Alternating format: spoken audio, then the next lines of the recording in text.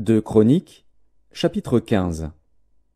L'Esprit de Dieu fut sur Azaria, fils d'Obed, et Azaria alla au devant d'Asa et lui dit, « Écoutez-moi, Asa et tout Juda et Benjamin.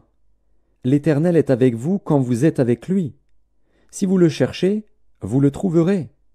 Mais si vous l'abandonnez, il vous abandonnera. » Pendant longtemps il n'y a eu pour Israël ni vrai Dieu, ni sacrificateur qui enseignât, ni loi. Mais au sein de leur détresse, ils sont retournés à l'Éternel, le Dieu d'Israël. Ils l'ont cherché, et ils l'ont trouvé. Dans ces temps-là, point de sécurité pour ceux qui allaient et venaient, car il y avait de grands troubles parmi tous les habitants du pays.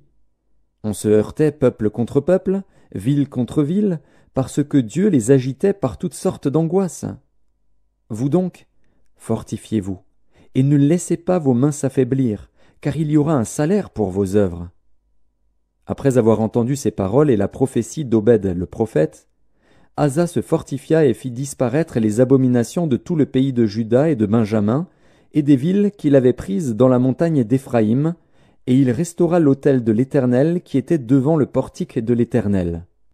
Il rassembla tout Juda et Benjamin, et ceux d'Éphraïm, de Manassé et de Siméon qui habitaient parmi eux, car un grand nombre de gens d'Israël se joignirent à lui lorsqu'ils virent que l'Éternel, son Dieu, était avec lui.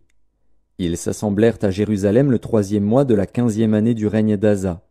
Ce jour-là, ils sacrifièrent à l'Éternel, sur le butin qu'ils avaient amené, 700 bœufs et 7000 brebis. Ils prirent l'engagement de chercher l'Éternel, le Dieu de leur père, de tout leur cœur et de toute leur âme. Et quiconque ne chercherait pas l'Éternel, le Dieu d'Israël, devait être mis à mort, petits ou grands, hommes ou femmes. Ils jurèrent fidélité à l'Éternel à voix haute, avec des cris de joie, et au son des trompettes et des cors.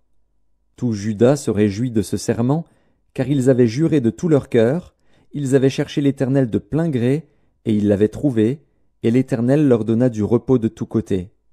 Le roi Asa enleva même à Maaka, sa mère, la dignité de reine, parce qu'elle avait fait une idole pour Astarté.